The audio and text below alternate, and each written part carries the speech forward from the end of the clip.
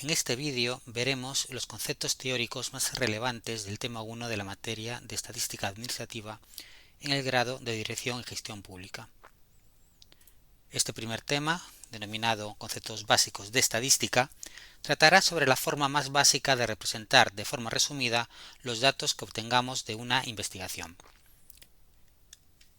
Ante todo, veamos algunos conceptos básicos, como son el de individuo, que es la persona que contiene cierta información que estamos interesados en conocer.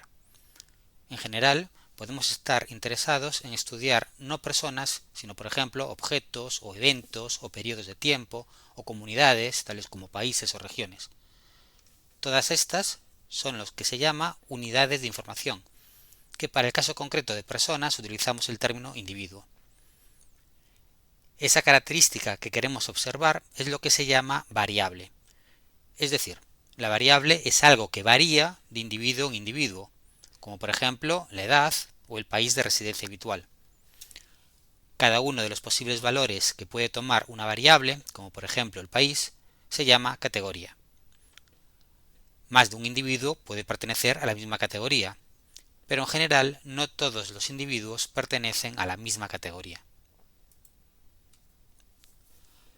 Habitualmente, para recolectar los datos, lo que se hace es codificar las distintas categorías, asignando, por ejemplo, un número a cada posible respuesta. Por ejemplo, en lugar de escribir hombre o mujer, lo que hacemos es asignar un código a cada una de estas respuestas, como por ejemplo 0 a los hombres y 1 a las mujeres. Otra opción es asignar 1 a los hombres y 2 a las mujeres. Existen además algunos códigos especiales, como por ejemplo el asignado a las respuestas de tipo no sabe, no contesta. Estos códigos son especiales en el sentido de que no representan una categoría concreta, sino que permiten identificar los casos en los que no hemos podido observar la categoría correcta, por ejemplo, en el caso de que el individuo no quiere contestar. Los datos así recolectados se almacenan en lo que se llama una tabla estadística, en la que cada fila corresponde a una unidad de observación, o individuo en el caso de personas, y cada columna a una variable. Con ello, tenemos lo que se llama la población objetivo, también llamada universo, y que es el conjunto de todas las unidades de observación, o individuos, que estamos interesados en estudiar.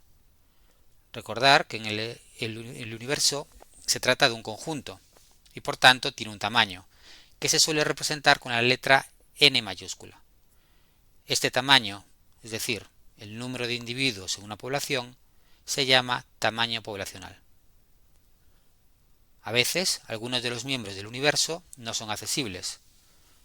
De hecho, podemos excluir conscientemente a algunos individuos si pensamos que esto no va a variar significativamente el resultado de la investigación. Al conjunto de individuos que son accesibles se llama población muestreada. Lo ideal es que la población objetivo y la muestreada coincidan, o al menos sean lo más parecidas posible.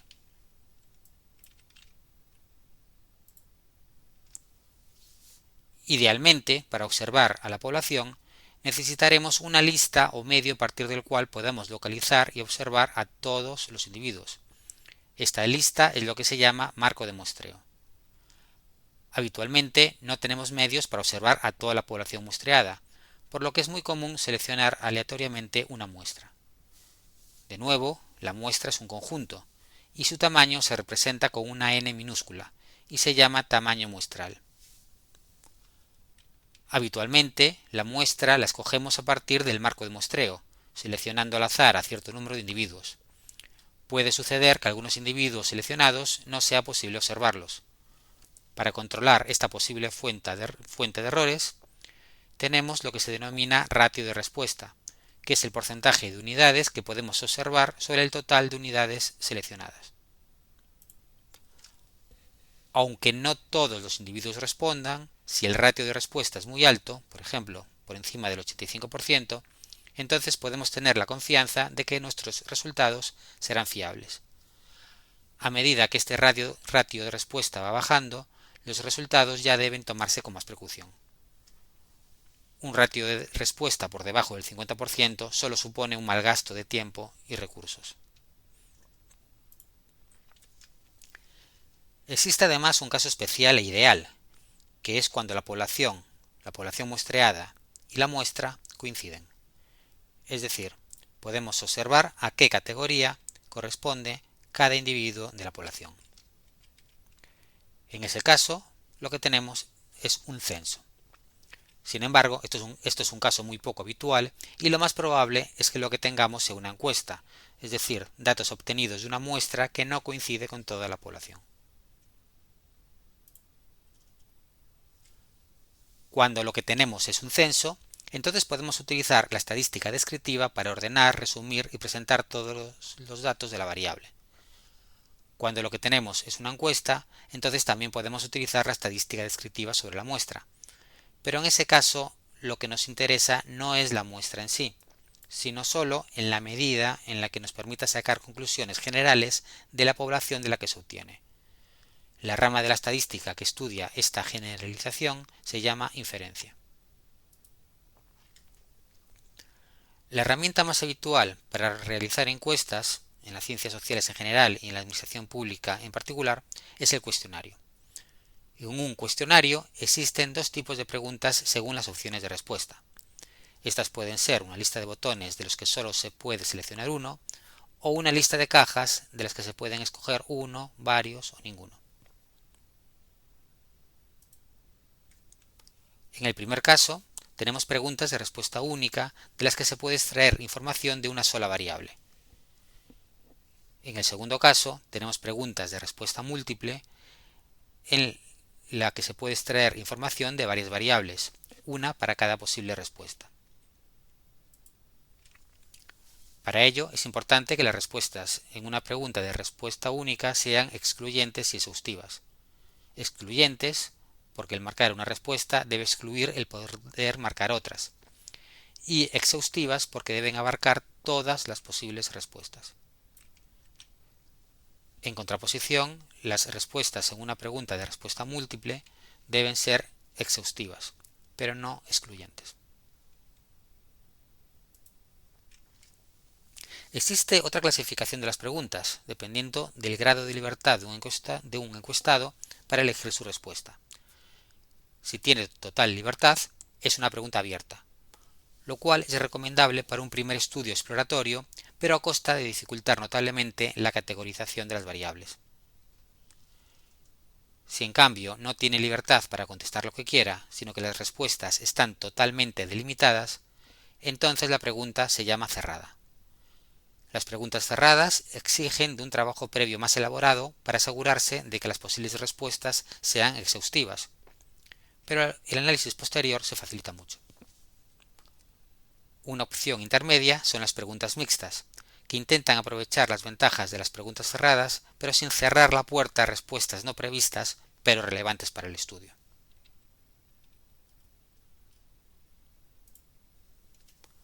Por otro lado, las variables que obtenemos del cuestionario pueden clasificarse según el tipo de operaciones que podemos realizar con sus categorías. Así, con una variable cualitativa o nominal, podemos clasificar a los distintos individuos según su categoría. En una variable ordinal, también podemos ordenarlos según cierta jerarquía dada por la categoría a la que pertenecen. En una variable cuantitativa, las categorías son valores numéricos, intrínsecos a la variable, y podemos realizar operaciones matemáticas con ellos. Las variables cuantitativas se clasifican a su vez en discretas y continuas. En una variable cuantitativa discreta, podemos contar el número de veces que se repite cierta unidad.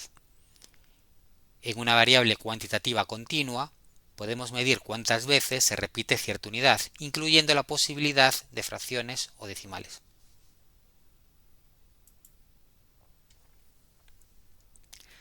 Existe otra posible clasificación, solo aplicable a las variables cuantitativas. Si el 0 se asigna de forma arbitraria, se dice que la variable es de escala de intervalo, y podemos hacer sumas y restas con las categorías. En caso contrario, la variable es de tipo de escala de razón, y podemos hacer sumas, restas, multiplicaciones y divisiones con las categorías. Variables de intervalos de tiempo y de dinero son habitualmente de tipo de escala de razón.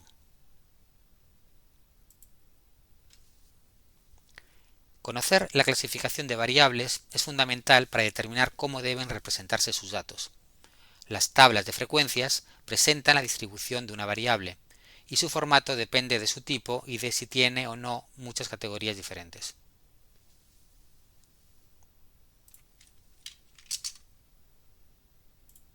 Así, una variable cualitativa o nominal con pocos valores se puede resumir indicando la frecuencia de cada categoría, bien de forma absoluta o de forma porcentual.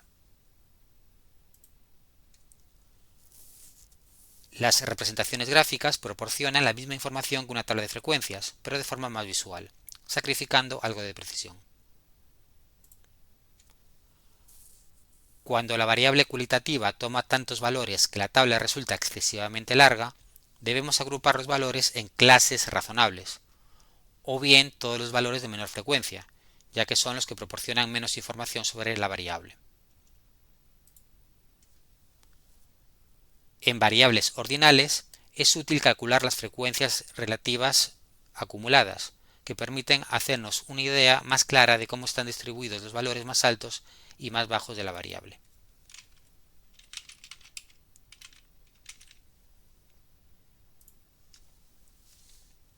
En variables ordinales, las representaciones gráficas más apropiadas son las que reflejan la jerarquía de sus valores, bien de derecha a izquierda o de arriba a abajo.